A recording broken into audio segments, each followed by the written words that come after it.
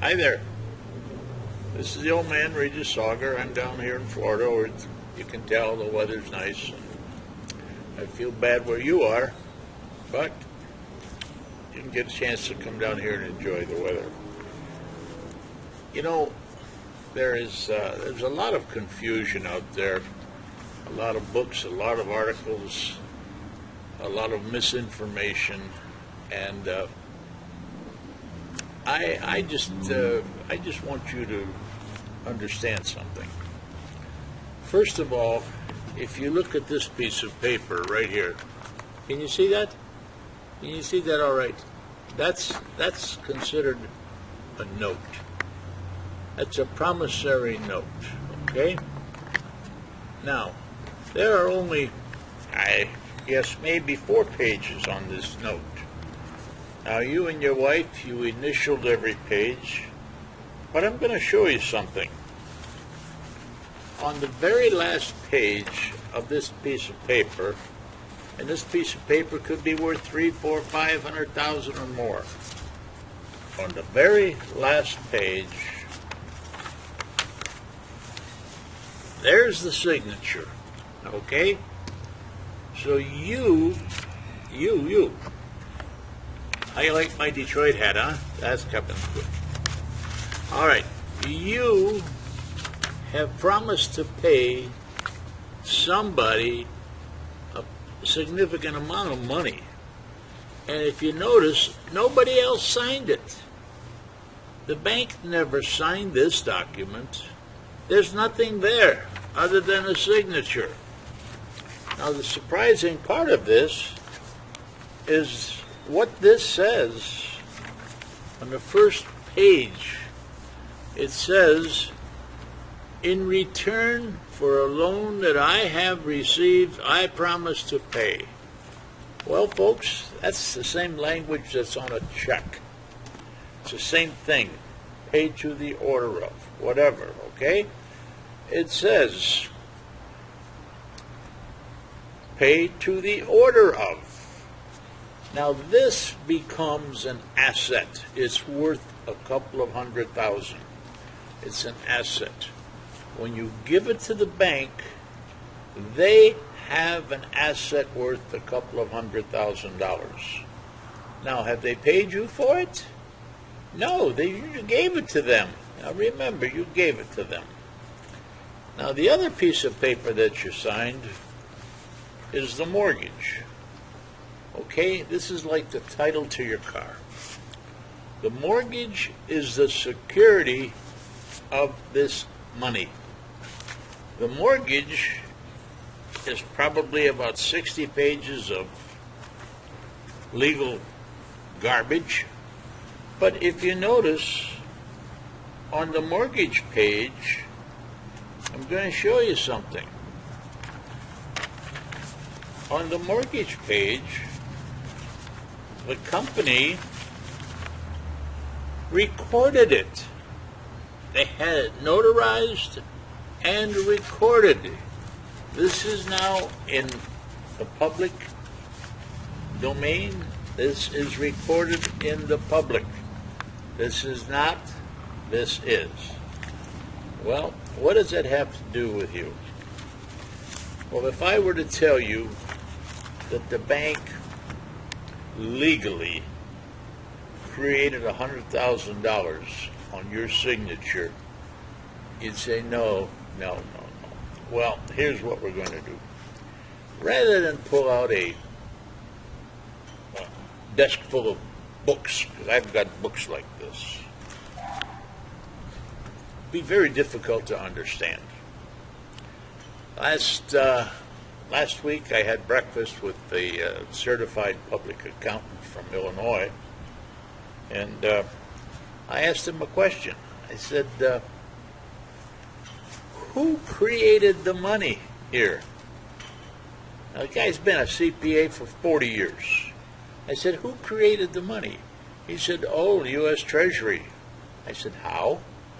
He said, well, you signed it. I said, wait a minute, you don't know. So I've talked to attorneys all over the country, very, very smart, sharp attorneys. But in the last 7, 8, 9 years, here's what's happened. The attorneys that are practicing out there, they never learned this in law school.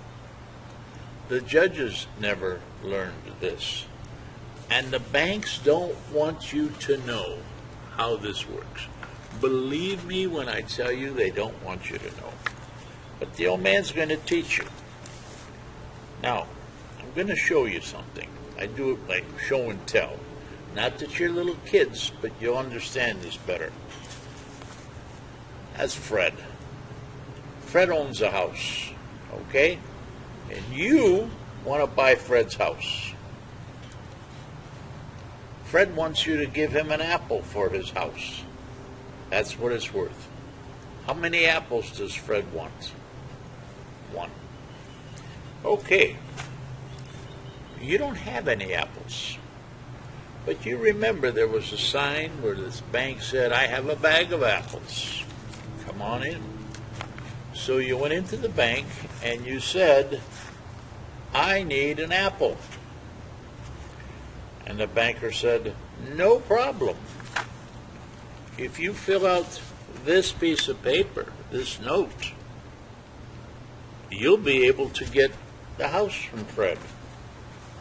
So you fill out this piece of paper and you give it to the bank, and what did I say it was? It was worth a couple of $100,000.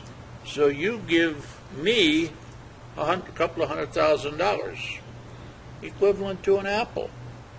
Okay? Now we've got to get Fred, good old Fred, we got to get him an apple. So how many apples are we talking about? We're only talking about 1 apple, right? But here's what the bank did. Here's exactly what the bank did. Your signature created an apple. And they didn't tell you that. You gave me an asset, so I in turn have an apple here. I took this apple and I sell it. And I put the money in my pocket. And then I turn around and take the same piece of paper and I loan you an apple. Wait a minute. I just loaned you your own money. There's the apple. You give it to Fred, you've got the house. Now you owe me for this apple, and I have another apple here, so I have an extra apple. Right there. That's an extra apple. What do I do with it? It's legally not mine. It's your signature. But I sold it, and I took that money and I put it into a direct deposit account with your name on it. You didn't know it, and I didn't disclose it to you. 3 years later,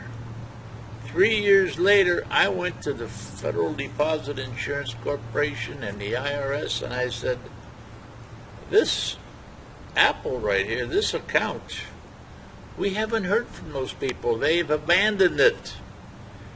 And legally, the IRS says, okay, you can take this. So now I have an apple for free, and you still owe the apple for Fred,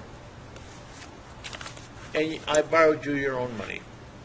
Now, April 11th and 12th, right here in Fort Myers, not on this dock here, but in Fort Myers, we're having a 2-day workshop, and we're really going to go into this, really explain it to you so you can understand that the bank did nothing illegal.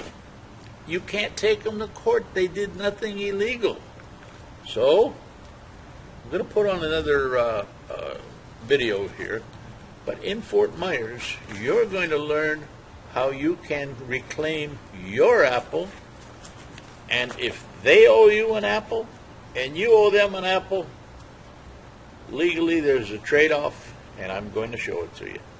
Thank you for attending, and come on down and see me in April. Bye-bye.